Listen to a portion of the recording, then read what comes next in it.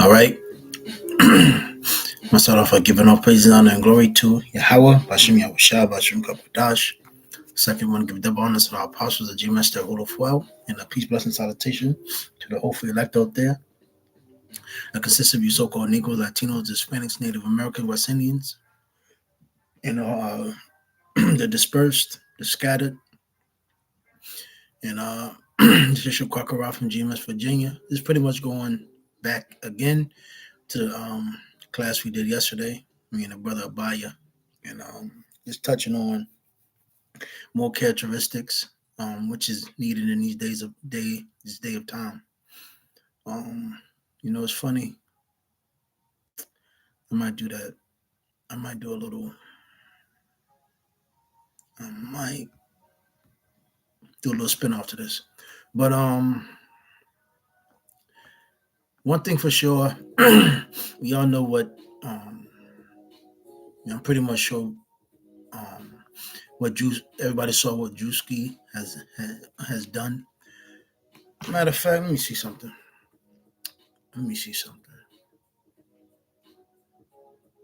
Because it was the same thing that Mike Epps did back in the day, and the other dude that he did it with went back to the spirit world. So let me see if I can find it mocking the Israelites. Then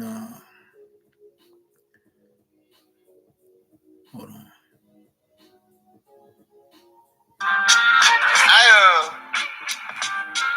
I was doing sketches. Yeah. So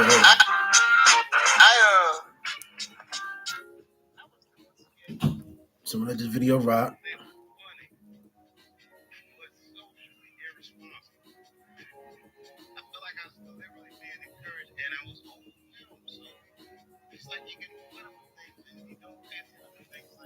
Hold on.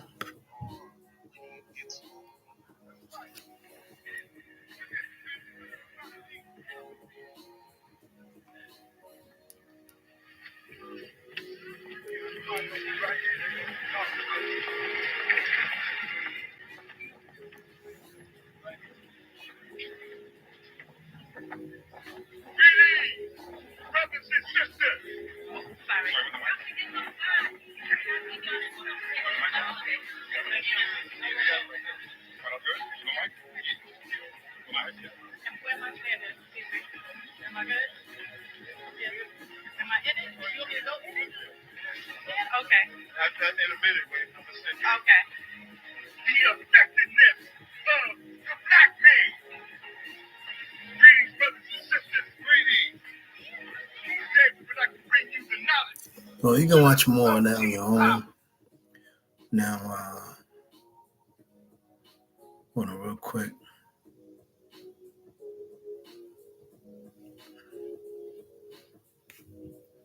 Now let me put in Drewski.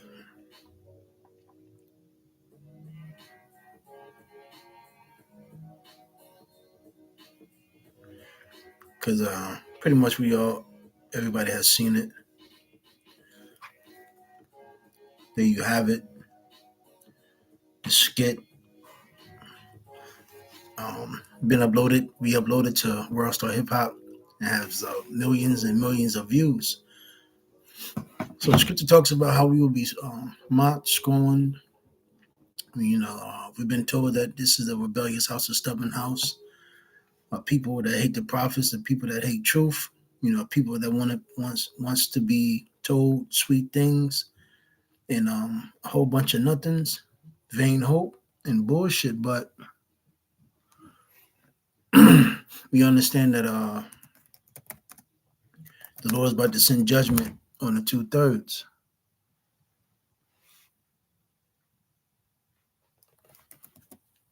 Hold on real quick.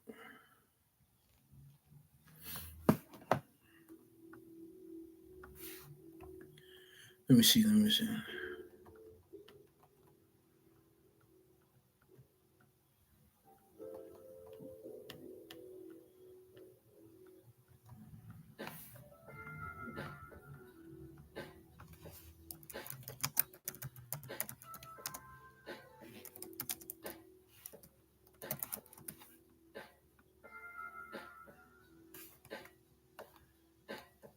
So Romans 8 and 7, it says, the carnal mind is enmity against the Heavenly Father because it is not subject to his law. Let me see. John 15, which I have.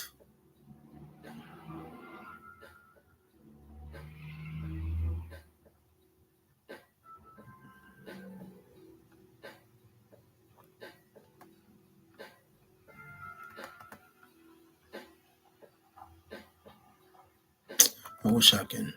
This fucking whack ass computer of mine.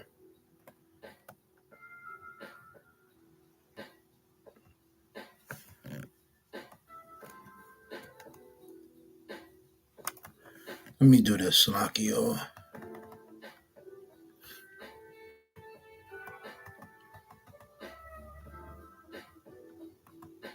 All right, I'm gonna just go like this. I got a little thing pulled up. Romans 8, 6-8. For to be carnally minded is death, but to be spiritually minded is life and peace.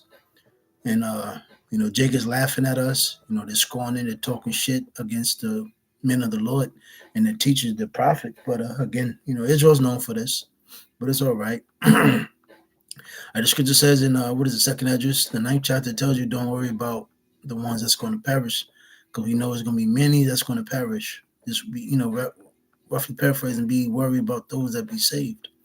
So worry about the elect. We're not worrying about the 2/3. Because the carnal mind is enmity against the Most High power, Yahweh, for it is not subject to the law of Yahweh, nor indeed can be. So then, those who are in the flesh cannot please Yahweh Bashem Yahushua. And we ultimately know, you can read Romans, the 1st chapter, and it states that, Yahweh Bashem Yahushua pretty much have given them up to vile affections. So niggas is going to do nigga shit. Let me see, the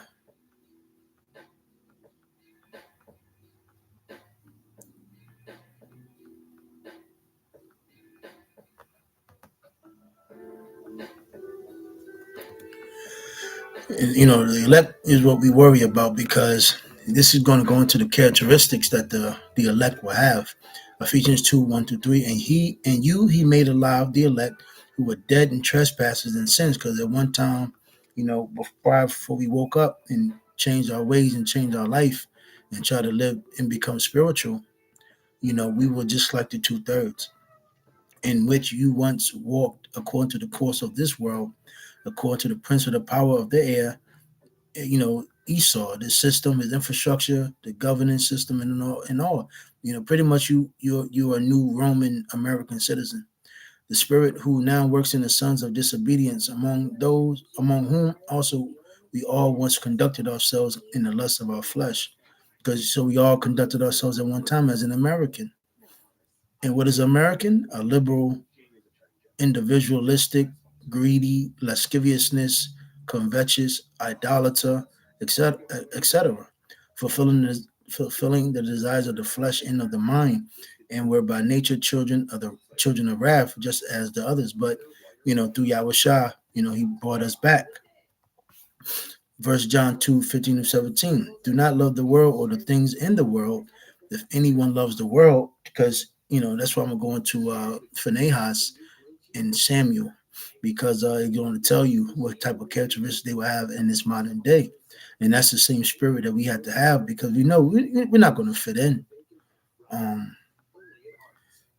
We're not, how you say it, people are not going to like us. And one thing I can say, because I get it a lot here, people take a liking to you because they see we're genuine. But if they really knew what we was about, these people they wouldn't fuck with us. And I get that a lot. They people fuck with me for face value, but when they really get to know me, or they find out what I really know and what I do, things change. But it is what it is.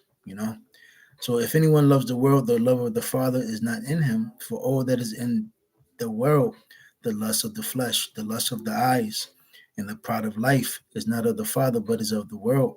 And that's what Esau teaches. And the world is passing away. Yeah. This world is falling. The infrastructure is falling. America's falling. Babylon the Great is falling.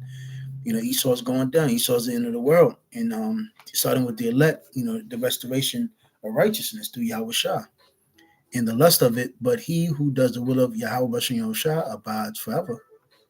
When you go into the Sirach, the 44th chapter, the beginning of it tells you about, righteous men, how they made a name, and their name lives forever. And then it talks about how in the wicked, they came and went, and they left no name. So, we're Israelites, man. We are high class, we're better than everybody, and we're different, and we're above all nations. So, class, image, looks, we are people that, how you say, we're very highly, we're gods. And you got to have that mindset, that confidence in one thing for sure. We want to leave a good name for ourselves. Tells you that in Proverbs the 22 chapter. We don't want a wicked, a blemish, or a spot on our name. And one thing for certain, Jake really believing, if they love this world, they're doing nigger shit, doing stupid, greedy, selfish, and ignorant shit, that they're leaving a name for themselves. But you're just a loser. And that's simple and plain. James 4 for adulterers and adulterers, do you not know that friendship with the world is enmity with Yahweh Bashem Rashad? Whosoever therefore wants to be a friend of the world makes himself an enemy of Yahweh Bashem Rashad. So let me see. 1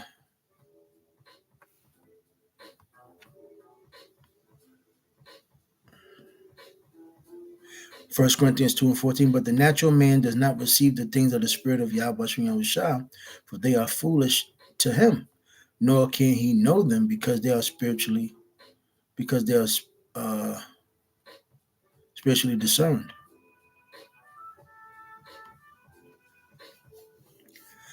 So the 2/3 can't get the truth. They don't understand what's really the reality of things, and they don't understand that this is the most important things ever.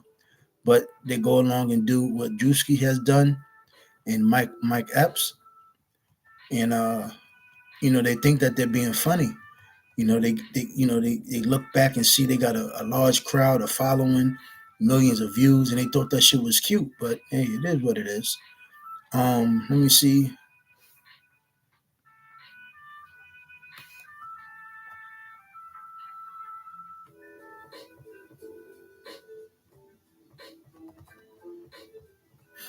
Matthew 23:37. O Jerusalem, Jerusalem, the one who kills the prophets and stones those who are sent to her. How often I wanted to gather your children together as a hen gathers her chicks under her wings, but you were not willing. So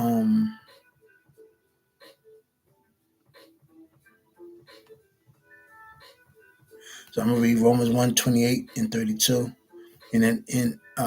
And even as they did not like to retain Yahweh Bashem Rashad in their knowledge, Yahweh gave them over to a debased mind.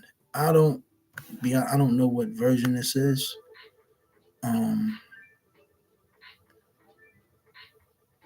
It's not telling me, but going back. So it says Yahweh gave them over to a debased mind to do things which are not fitting, being filled with all unrighteousness, sexual immorality, wickedness, covetousness,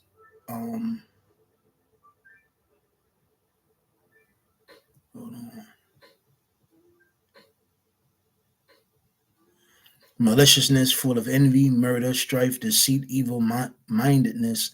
They are whisperers, backbiters, haters of Yahweh, violent, proud, boasters, inventors of evil things. And this is why Esau can point the finger and have the whole world looking at our people as if we're the fugitive and we're good for nothings. Disobedience to parents, that's our people. Undiscerning, untrustworthy. You can't trust niggas or the women of our nation. Unloving, unforgiving, unmerciful. So it says, who, knowing the righteous judgment of Yahweh, that those who practice such things are deserving of death. Yeah, simple and plain. Not only do the same, but also approve of those who practice them. So that's all Jake is caring about and worried about, you doing the same things that they're doing. Quote unquote code name, keep being a real nigga. So he pretty much got the point. So going on to characteristics that a man of the Lord will have. So I put in chat, my man chat in chat GPT, what characteristics would Phinehas have from the Bible if he was living today. Biblical background, Numbers 25, Psalm 106, 30 to 31. Phinehas, grandson of Aaron, the high priest, is best known for his zeal for Yahweh's holiness when he stopped a plague among the Israelites by confronting blatant sin. Because of this act, Yahweh made with him a covenant of peace and a lasting priesthood. So modern day characteristics. Number one, strong moral convictions. Phinehas would likely be someone with uncompromising ethics and deep personal integrity. He wouldn't go along with the moral relativism, and everybody's liberal, and if you're not with the herd or the sheep, then they spit you out. You got to pretty much agree with every goddamn thing in the society, and if you don't, you're ostracized. He'd have a clear sense of right and wrong, rooted in faith and principle. Possibly a moral reformer, whistleblower, or activist for righteousness. See, these things are not cool, and then you got stupid niggas like Drewski and Mike Epps. They look at, they probably, been paid off 9 times out of 10, bribed to defame their own heritage, to defame righteousness, to defame order, structure. But I find it very funny, something that would change you and help you and restore you and make you live in peace of mind, give you mental fortitude, how that is joked upon. But that's a low life of a nigga. And see, Esau the fugitive, he wants you to be the fugitive. So it's again, possibly a moral reformer, and that's not cool. But in this society now, this is not cool. Now here it is, you got niggas like Myron, etc. Everybody talks about order and structure and peace and fixing the government. Well, the only way the government is ever going to get fixed and things going to get back to restored righteousness and order is Yahweh Shah to come back, and the Israelites got to be put back. The real Israelites got to be put back in power, in righteous order through Yahweh Shah. A whistleblower or activist for righteousness, and we all know Esau demonizes them type of people. 2, courageous and action oriented. He wasn't passive. He acted when others hesitated. And one thing the Christian church did was make Jake stand for nothing, weak, effeminate, mold, a weakling, etc. Liberal, gray areas, not sure of himself, and basically gave you the pathway to love this society. Today, he might be someone who takes bold stands even when unpopular. See, what Drewski and Mike Epps did, they took something that's unpopular and try to make a joke out of it. And ultimately Esau knows, when you even, we're living, I'm not living, watching these old black movies, how they used to demonize the Muslim nigga and try to pretty much make him look stupid and crazy. That's all they're doing. They take, they use his truth. This visuals, man, it's crazy. And what they do is they take the truth and try to make light of it. So it says could be found in positions that require moral courage. This is going off right here. Ministry, human rights work, or social justice leadership. 3, zealous but potentially confrontational. Phinehas' zeal bordered on violence in his time in a modern setting. That same passion might show as fierce advocacy, direct confrontation of corruption, or radical reform efforts. But if unchecked, it could come across as intolerance or self-righteous, someone who struggles with grace or compromise. 4, deeply devoted to worship and faith. As a priest, he was devoted to the sacred. Today, he likely be deeply spiritual, disciplined in prayer and study, Hey, study to show thyself approved, possibly a religious leader. Might also promote purity and integrity in religious institutions. But we don't understand we're Hebrew Israelites. So protective of his community, and we're protective of the elect. Phinehas acted to protect Israel from divine judgment. He'd be someone who defends his community well-being, whether spiritual, social, or moral, could be seen as a guardian of faith values within a culture he perceives as drifting. And we understand Israel has drifted far left. And that's why the Lord has sent his prophets out there to what? Restore order and show our people the way. Going back to the 4th chapter. 6, respected for integrity. Because Yahweh rewarded him with a covenant of peace, he'd carry a reputation for being trustworthy, principled, and peace promoting once justice is restored. So that's Phinehas. I'm going to go to Samuel, the characteristic of Samuel. Number 1 is deep spiritual sensitivity.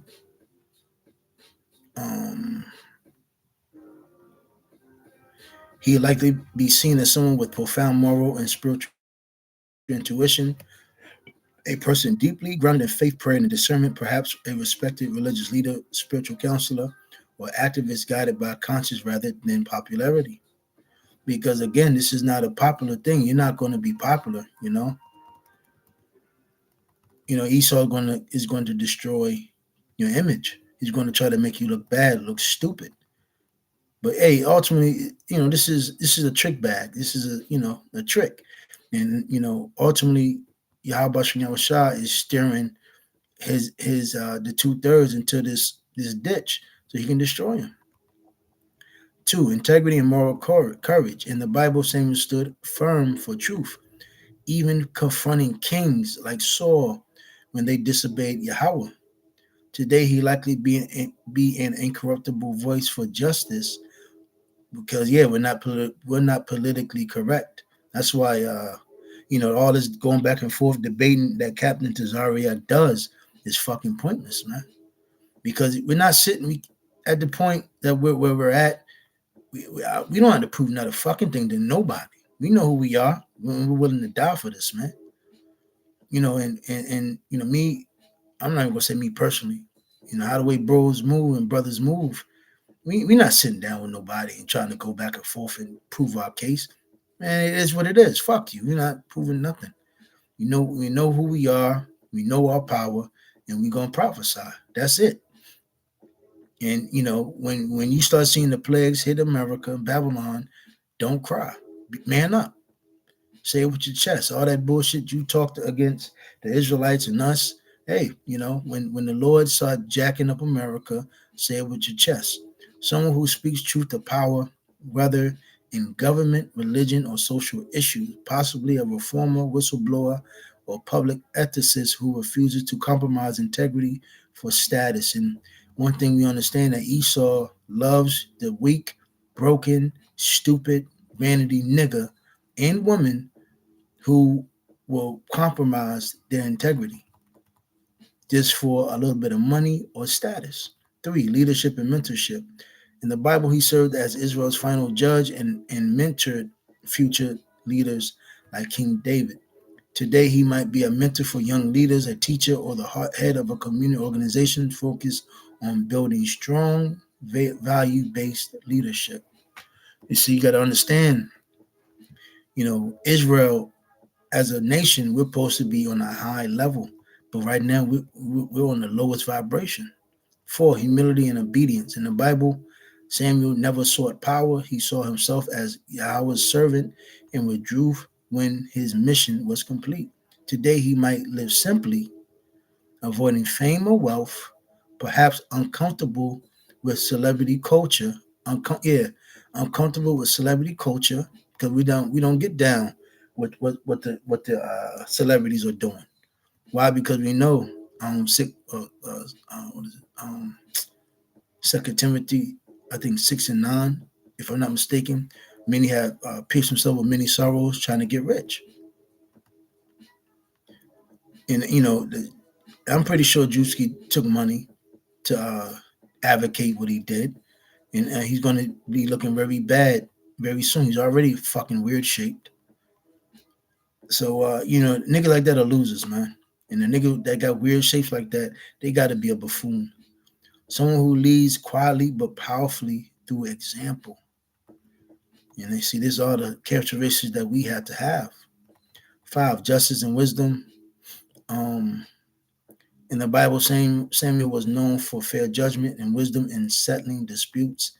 Today, he might serve as a fair-minded mediator, judge, or policy advisor known for impartiality and ethical reasoning. Let me see. 6, connection to community. In the Bible, Samuel traveled regularly to towns to guide and judge the people, staying close to their lives. Today, he'll likely be active in grassroots work, connected to local communities, listening to people's struggles, and helping to shape compassionate social action. So ultimately, that's where the Lord sent us as sheep, sent us to the lost tribes, lost sheep of the house of Israel, and to restore order and send this gospel and this message to restore the who? The broken, the oppressed, the fatherless, etc. And it's a certain way you have to move and carry yourselves to do so, you know. I think that's pretty much all that I have. I'm gonna go ahead and wrap this thing up. Once we was edified with them, say shalom.